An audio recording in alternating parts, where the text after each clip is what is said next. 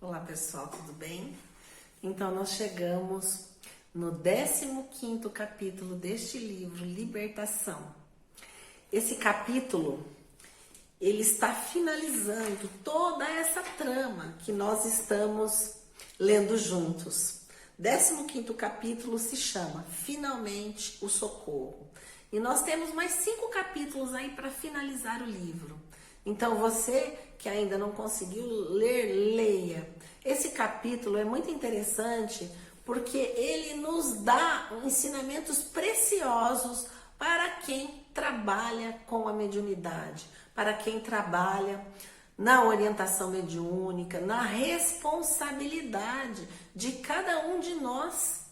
Quando estamos na lida com os espíritos, que o nosso trabalho de mediunidade, que a nossa orientação, que os nossos sentimentos, eles não se referem apenas àquele momento que estamos na casa espírita, mas a todo dia, todo tempo. Então nós não somos médiuns apenas nas horas que estamos no centro, que estamos no trabalho mediúnico. Somos sempre, a todo o tempo. É a nossa vida. Então a importância da nossa transformação, da nossa responsabilidade e da nossa consciência desse dever de cultivarmos bons pensamentos e a amorosidade. Então esse capítulo, ele dando sequência a toda essa trama que o Gúbio, juntamente com o André Luiz e com o Eloy, para libertar Margarida das tramas desse processo obsessivo terrível. Então, nós vimos o quanto de esforço o Gúbio vem fazendo durante cada capítulo. Primeiro, ele auxiliou Saldanha, que era o líder de todos aqueles obsessores que estão na casa da Margarida. Então, ele não quis saber porque nem questionou. Quando ele percebeu a dor do Saldanha, ele prontamente foi no estabelecimento onde estava seu filho, onde eles estavam reunidos, e envolveu seu filho e conseguiu solucionar a situação. A sua neta, que vivia na casa do juiz, do Gabriel, esposo da Margarida, ele também, em desprendimento de sonho, conversou com o Gabriel da sua responsabilidade em relação à menina. Então, o Saldanha ficou com uma gratidão imensa e, ao contrário de ser um espírito rival de Gúbio, pelo contrário, eles se tornaram grandes amigos. E aí no capítulo anterior, você que está nos acompanhando, percebeu que o Leôncio, que era um daqueles hipnotizadores na mente da Margarida. A mente da Margarida tinha 2 hipnotizadores responsáveis de ficarem induzindo, envolvendo ela magneticamente com pensamentos ruins, deixando ela sem força, sem energias, que era o Leôncio e o Gaspar. O Leôncio, chamado por Saldanha, prontamente percebeu que o Gúbio poderia auxiliá-lo. Então, no capítulo anterior, nós vimos que o Gúbio deixou Margarida lá no seu problema, nas suas dificuldades, e foi auxiliar a situação do Leôncio, que vocês viram no capítulo anterior. E agora eles voltaram na residência de Margarida e de Gabriel para tentar solucionar a situação definitivamente. E aí eles perceberam que Gaspar, que era o outro hipnotizador de Margarida, ele estava num estado tão mórbido que ele não parecia que ele tinha uma máscara psicológica, diz no livro. Ele estava surdo, quase cego, plenamente insensível, e ele respondia as mais longas, importantes perguntas através de monossílabos, de modo vago, e demonstrava insistência irredutível no setor da flagelação da vítima, Margarida. Então, eles conversaram que eles não poderiam, nesse momento, conversar com o Gaspar ou tentar envolvê-lo. Eles precisariam de um auxílio, de um trabalho mediúnico, porque haviam muitos espíritos na residência de Gabriel e de Margarida. E eles estavam todos sendo comandados por Gregório. Então, eles tinham muita muito receio de que quando eles descobrissem que o Saldanha, que o Leôncio estavam passando para o lado do bem, então eles iriam ser perseguidos, então eles não tinham forças para enfrentar toda essa fúria. E então o Gúbio envolveu o Gabriel, que foi ao quarto de Margarida, e nesse envolvimento de amorosidade, o Gabriel conseguiu conversar com a Margarida e perguntou se ela gostaria de ir num outro centro, onde tinha um trabalho na residência de amigos, e eles poderiam auxiliá-la. E ela, praticamente sem forças, disse que ela não tinha muita escolha, e ela se sentiu animada, porque como a Margarida, nos outros capítulos vocês viram que ela foi tentar solucionar o seu problema com um médium. E esse médium, que também era de companhias também bem questionáveis, acabou sendo manipulado pelo próprio Saldanha, que convenceu o esposo da Margarida que ela tinha que tomar medicamentos psicotrópicos fortíssimos, e ela estava tomando. Então, por isso, ela estava totalmente sem força, sem energias. Então, inclusive, com relação a esse magnetismo que eles estavam envolvendo a Margarida, o Gúbio esclarece que o magnetismo é uma força universal, que assume direção que lhe ditarmos, cada um de nós. Passos contrários à ação paralisante restituí-lo-ão à normalidade. Tal operação, contudo, exige momento adequado. E então, quando a Margarida aceitou essa situação, inclusive ele falou que era indispensável que Margarida alcançasse melhoras positivas, para que ela pudesse, para que Gaspar, que é outro dos doentes, exigiria uma atenção especial. Então eles foram para uma residência, num lugar onde havia esse trabalho mediúnico. Foram, pegaram o carro no horário marcado e foram juntamente com todos aqueles espíritos ovoides que acompanhavam a Margarida, o Gaspar, o Leôncio, o Saldanha, o Gúbio, o Eloy e o André, todos juntos no carro.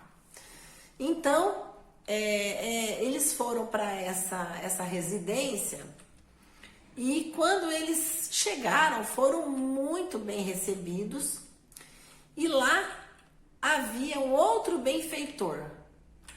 E esse benfeitor, ele estava para recebê-los, e foi muito, muito interessante que, ao serem recebidos por esse benfeitor, ele viu que havia uma harmonia naquele ambiente, e é nesse momento, inclusive, que há lições fantásticas do próprio benfeitor daquele trabalho mediúnico.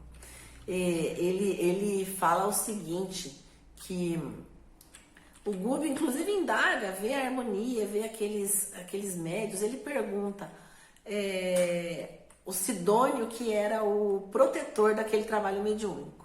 Então, o Gúbio indaga Sidônio: nosso agrupamento produz satisfatoriamente, diz Sidônio.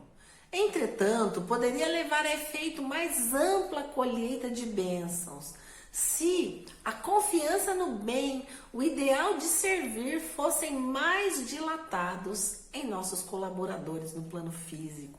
Vejam a lição da espiritualidade dos mentores. Então, quantos de nós que participam do trabalho mediúnico muitas vezes não faz a devoção não real, às vezes somente naqueles minutos, mas o médium é sempre médium, e a sua vida representa na sua autoridade moral. E aí ele continua: o braço é intérprete do pensamento, o operário é complemento do administrador, o aprendiz é veículo do mestre.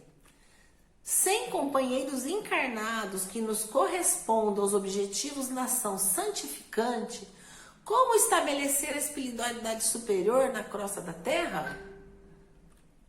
efetivamente encontramos irmãos dispostos ao concurso fraternal.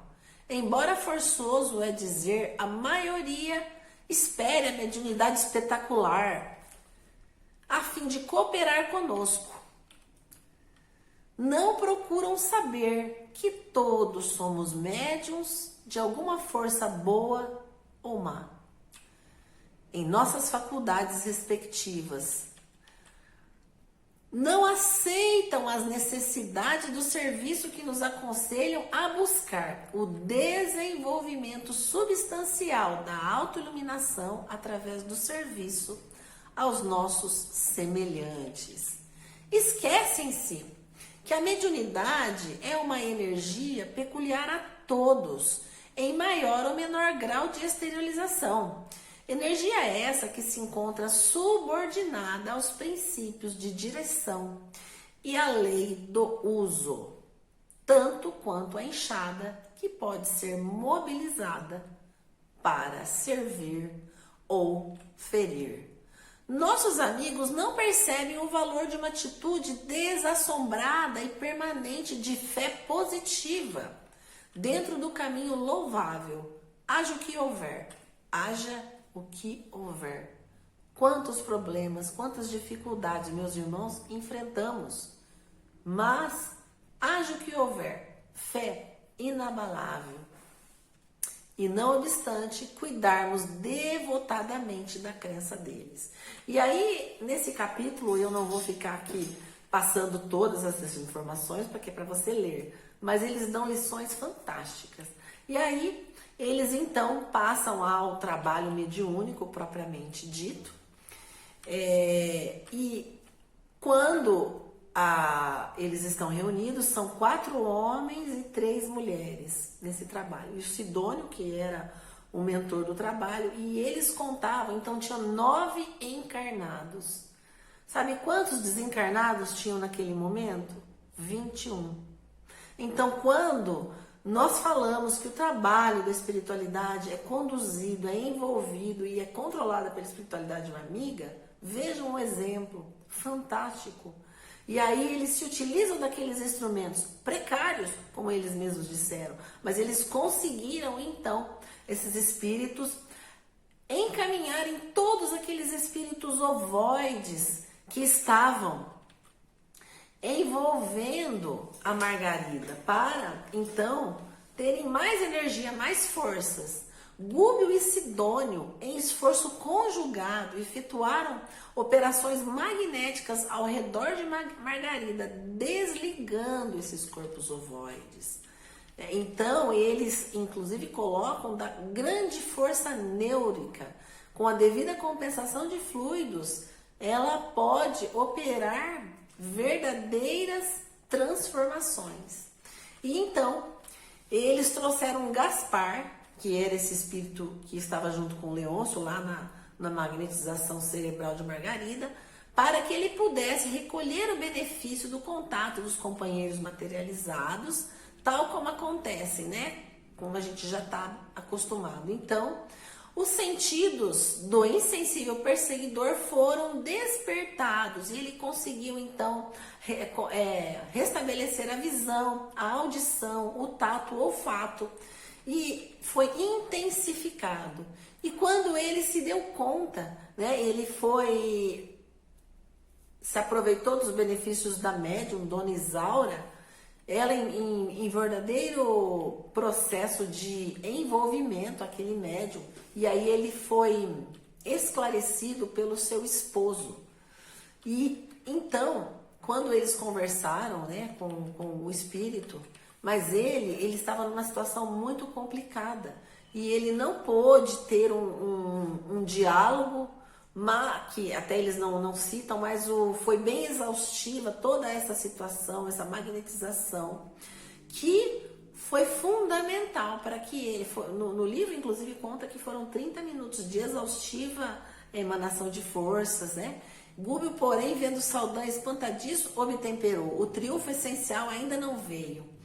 E aí Margarida recebeu o amparo imediato e esses espíritos, então, aceitaram, né, envolveram, encaminharam o Gaspar, e eles ainda se disponibilizaram. 10 espíritos amigos iriam estar na casa de Margarida para auxiliá-la, para envolvê-la, para auxiliar nesse embate que aconteceria.